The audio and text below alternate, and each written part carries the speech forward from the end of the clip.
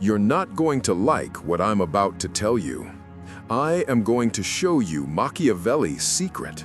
The truth is, you don't understand loyalty.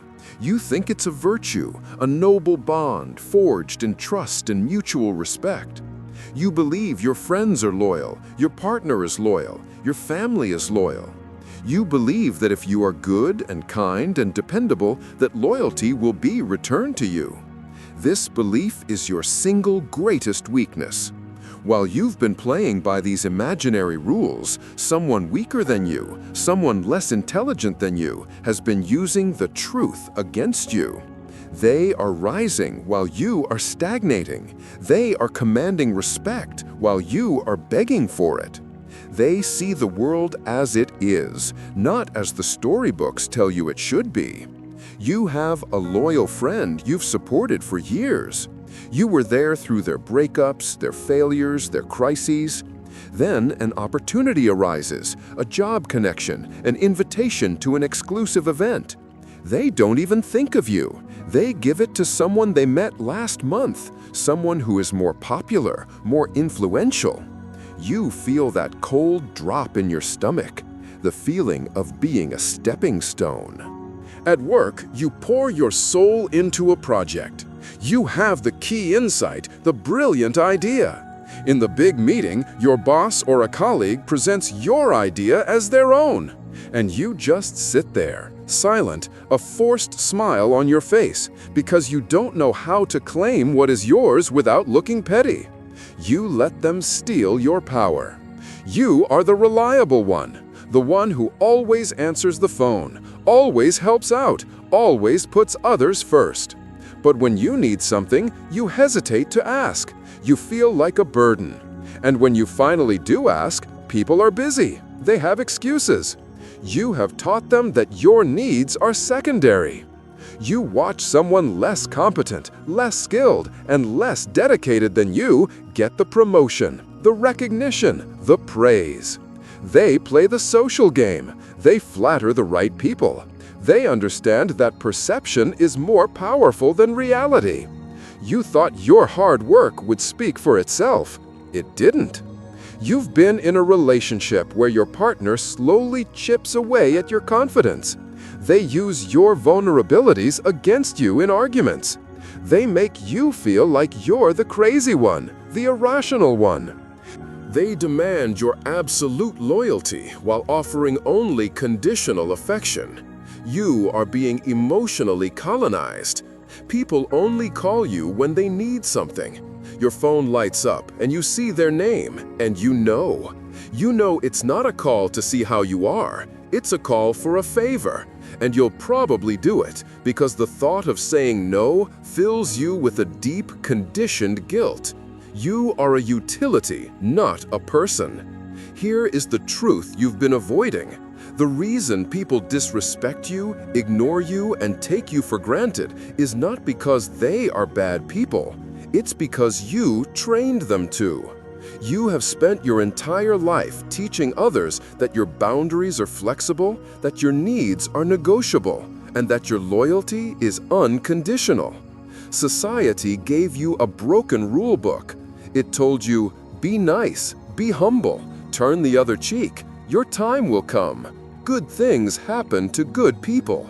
These are slave ethics designed to keep you compliant, predictable, and weak.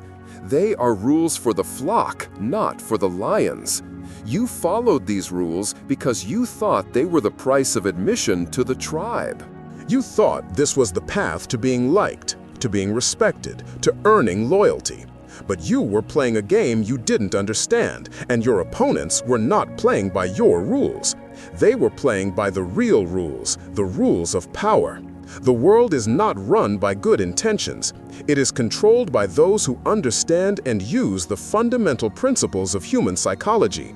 Call it dark psychology, call it strategy, call it reality. The name doesn't matter. What matters is that they are using it, and you are a victim of it. None of this is your fault. You were conditioned from birth by school, by media, by a culture that profits from your predictability. But all of it is your responsibility to fix. 500 years ago, a man in Florence wrote a book that was so honest, so brutally realistic about power that it has been feared and condemned ever since. That man was Niccolo Machiavelli, and the book was The Prince. He wasn't writing about how the world should be, he was writing about how it is. He understood the secret you are about to learn. Machiavelli wrote, "Men are so simple and so ready to obey present necessities that one who deceives will always find those who allow themselves to be deceived." You have been allowing yourself to be deceived.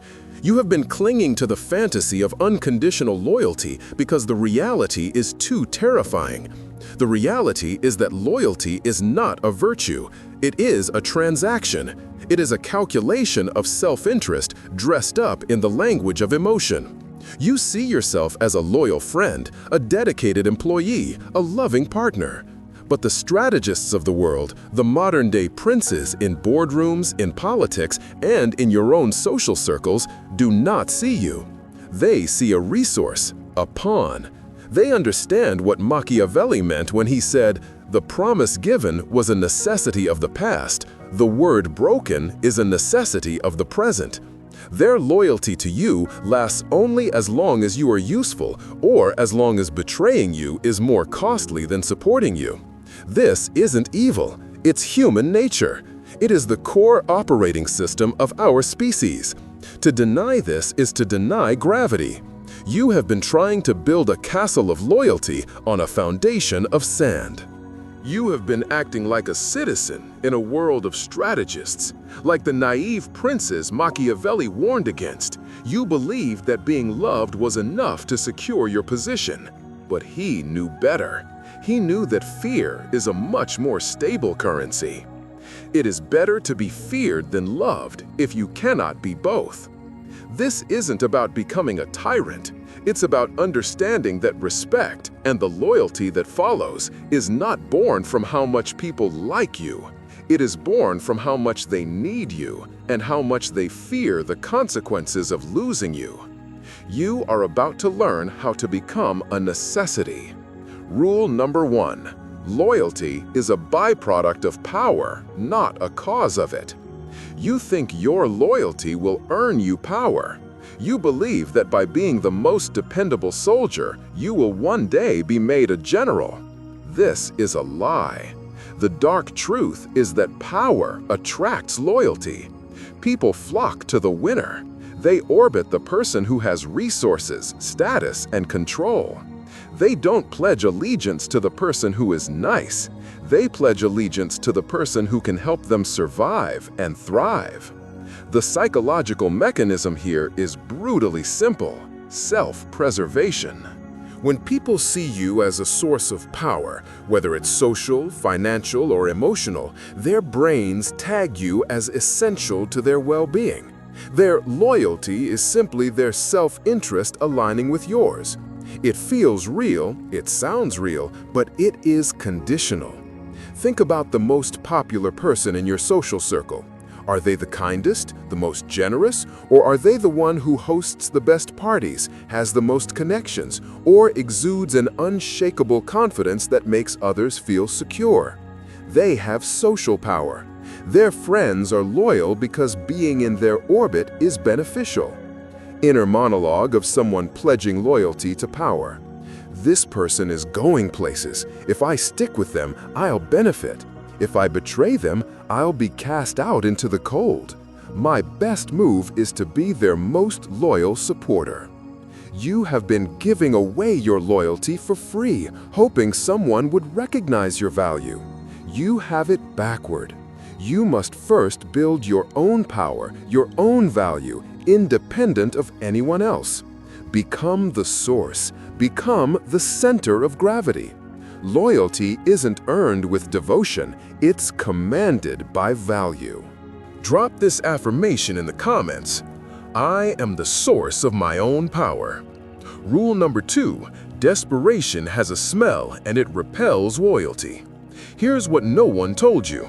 The more you want something from someone, their approval, their friendship, their loyalty, the less likely you are to get it. Your neediness is a signal of low value. It communicates that you lack your own resources, your own validation, your own center. You are a psychological beggar, and no one respects a beggar. They may pity you, they may even help you out of a sense of charity, but they will never be truly loyal to you. The psychological mechanism is rooted in the predator-prey dynamic. Predators are drawn to weakness. In the social world, however, high-value individuals are repelled by it. Your desperation to be liked, to belong, to secure someone's loyalty triggers a subconscious alarm in their mind. It tells them you are a drain, a liability, a black hole of need. Remember that time you sent a second text when the first one went unanswered? That feeling of anxiety, that frantic hope for a reply? They could feel it. They could feel your desperation through the screen. And it made them pull away even further. Inner monologue of someone sensing desperation. This person needs me too much. It's suffocating. If I let them get close, they will drain my energy. You must learn to operate from a state of indifference. Not coldness, but a powerful internal self-sufficiency. Your happiness, your sense of worth cannot be dependent on anyone else's actions or approval. When you want nothing from them, you become a puzzle. You become magnetic. They start to wonder what you know, what you have that makes you so complete. They will start seeking your approval. Stop chasing, start attracting. Drop this affirmation in the comments. My validation comes from within. Rule number 3. Predictability is a death sentence for respect. You pride yourself on being predictable. You're reliable. You're consistent. If someone calls, you always answer. If someone asks for a favor, you always say yes. You think this makes you a good person. What it actually makes you is a tool. The dark truth is that human beings are wired to devalue what is always available. We get bored. We take things for granted. The moment someone knows they have you figured out, the moment they can predict your every move, they stop respecting you. You are no longer a person to be negotiated with. You are an object to be used. The psychological mechanism is called habituation. The brain is designed to conserve energy. Once it learns a pattern, it puts it on autopilot. When you are always agreeable, always available, people's brains stop processing you as a dynamic, sovereign individual. You become part of the furniture, and no one is loyal to a chair. Think of the friend who cancels on you at the last minute, knowing you'll understand. They wouldn't dare do that to someone else.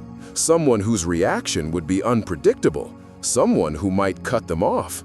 But with you, they know it's a safe bet. You've trained them to know it. Inner monologue of someone exploiting predictability.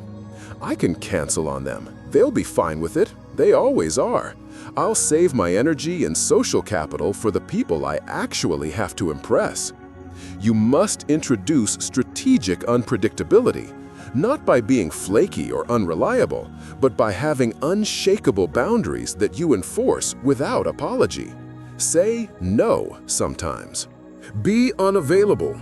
Have a life, have goals, have priorities that don't involve them.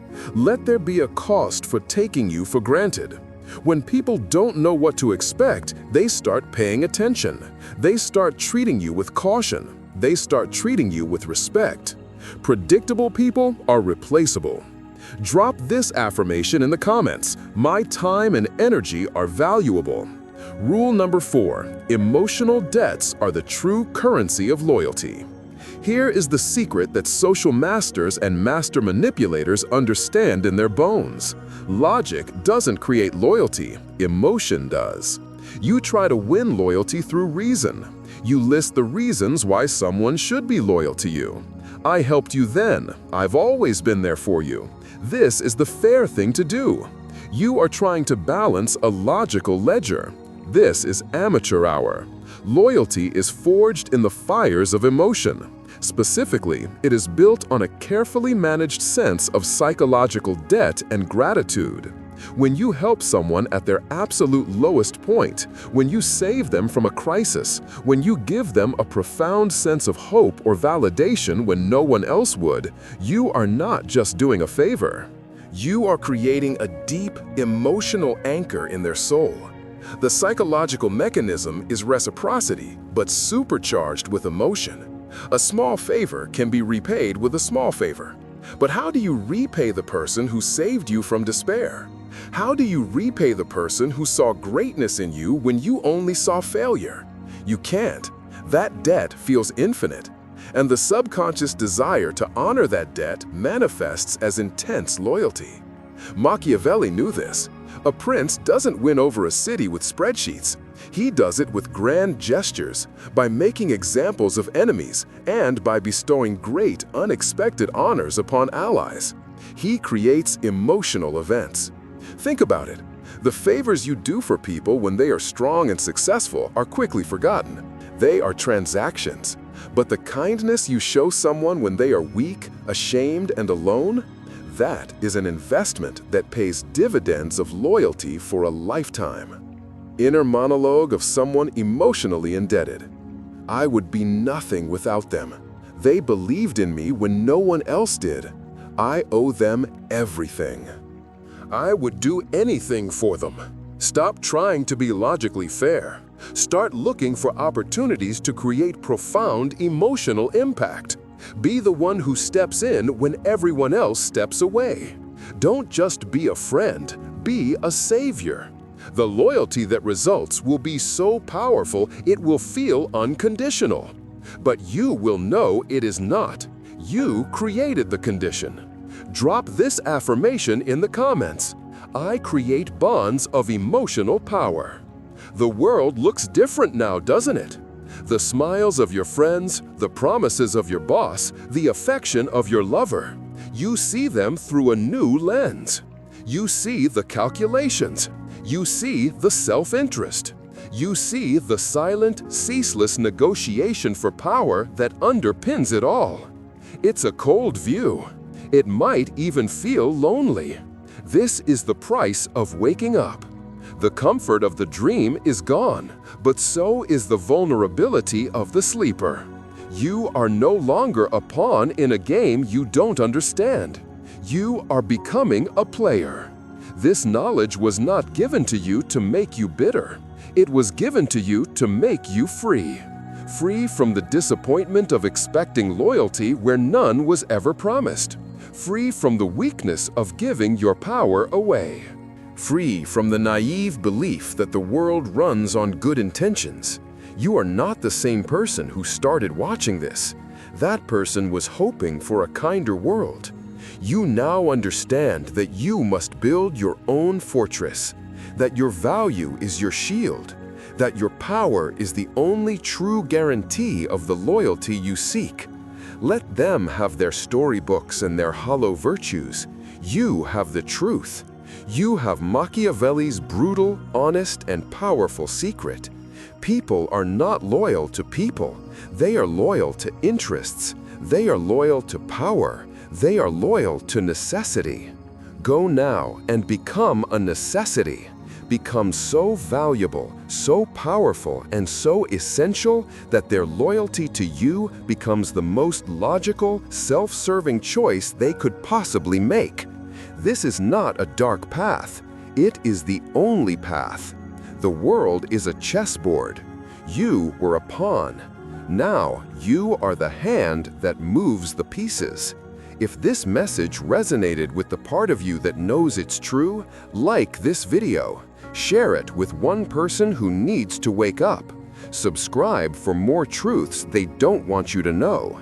And repeat this one last time. Burn it into your mind. Drop this affirmation in the comments. I am not loyal to weakness. You are awake. The fog has lifted.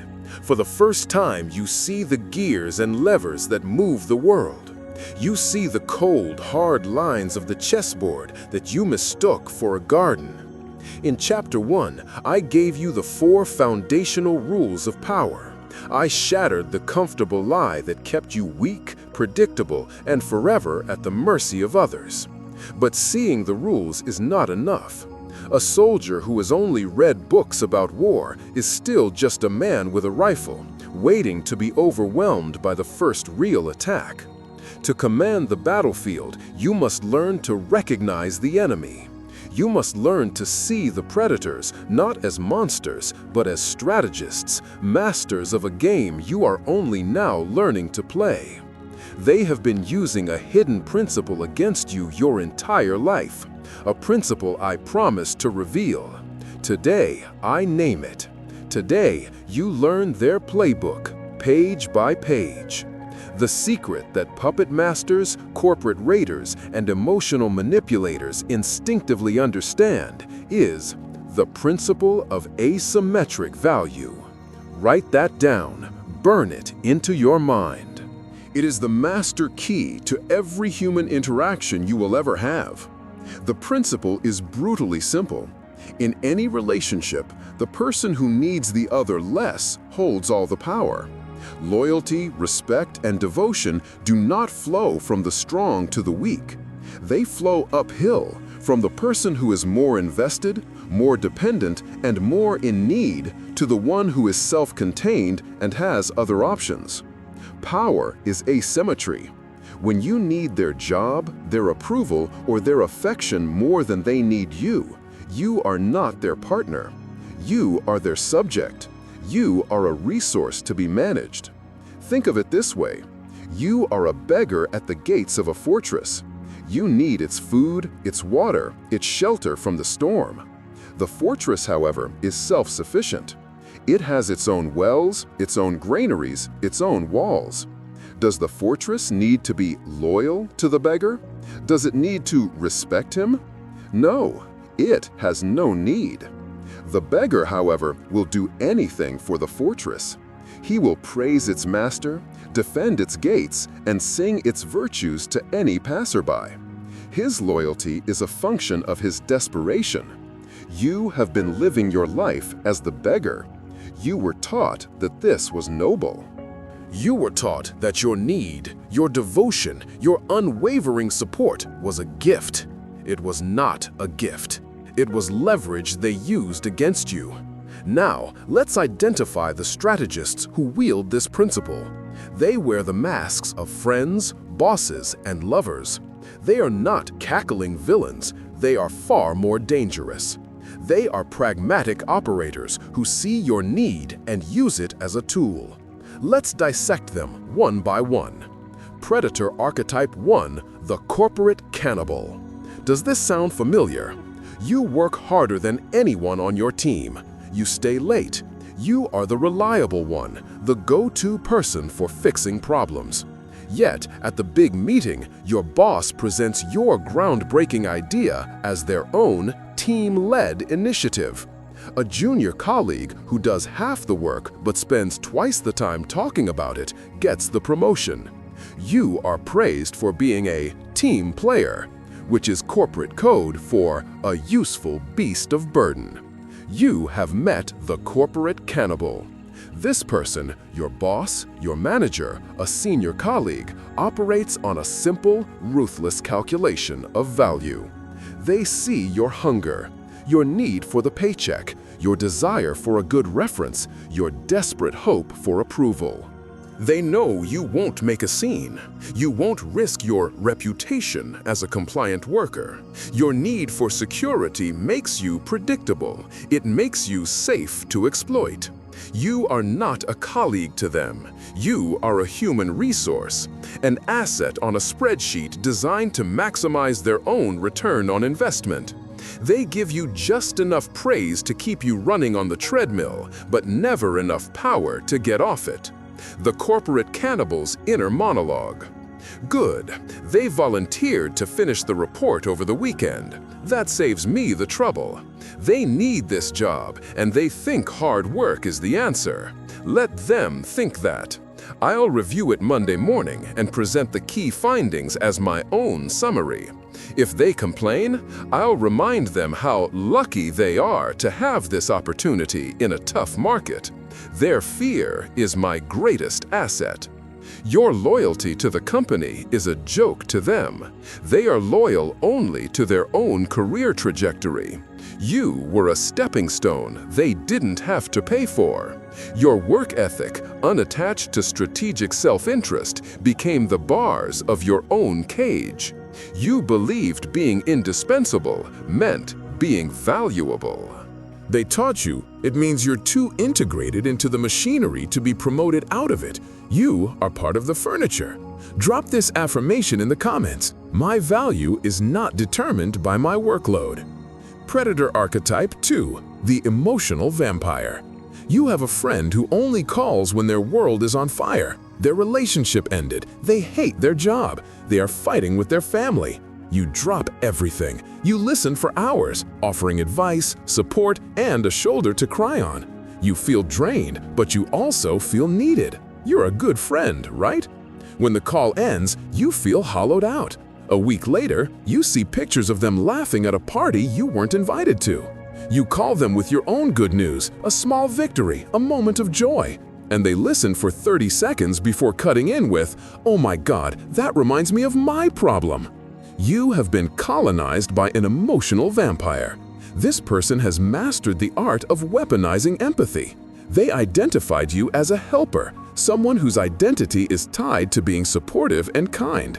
They don't want a friend, they want a free therapist. They have created a brutally asymmetric relationship where their needs are permanently urgent and yours are permanently secondary. They keep you in their life not out of love or respect, but out of utility. You are their emotional dumping ground. You regulate their anxiety, absorb their toxicity, and charge their batteries with your own life force. Your loyalty to the friendship is simply your inability to set a boundary. The emotional vampire's inner monologue. I feel so overwhelmed. I need to call someone who will just listen. Yes, they'll pick up. They always do. I can just unload all this chaos onto them without any judgment. They never ask for anything back, which is perfect. It's so good to have someone who just gets it. It's what they're for, really. They are not a bad person. They are a black hole of need, and you have positioned yourself right at their event horizon. Every time you answer that crisis call, you feed their power and drain your own. You teach them that your energy is an infinite, free resource. It is not. Drop this affirmation in the comments. My empathy is a privilege, not a utility. Predator archetype 3, the architect of insecurity. You are in a relationship that feels like a constant performance review. One day, they shower you with affection, telling you that you're the only person who has ever understood them. You feel a dizzying high. The next day, they are distant, critical, and cold. They make a casual, cutting remark about your appearance. They mention how impressive their ex was in some specific way. You feel a knot of panic in your stomach. What did I do wrong? You scramble to fix it. You try harder. You dress better.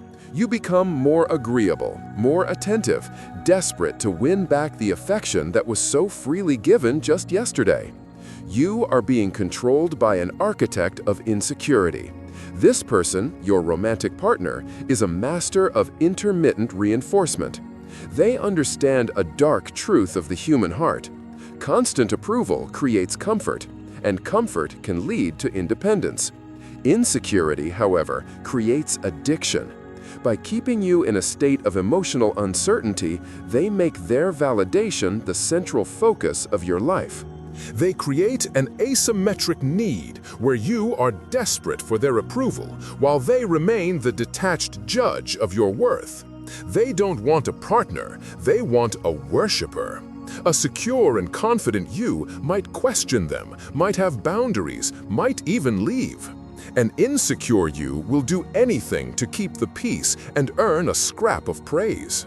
The architect of insecurity's inner monologue.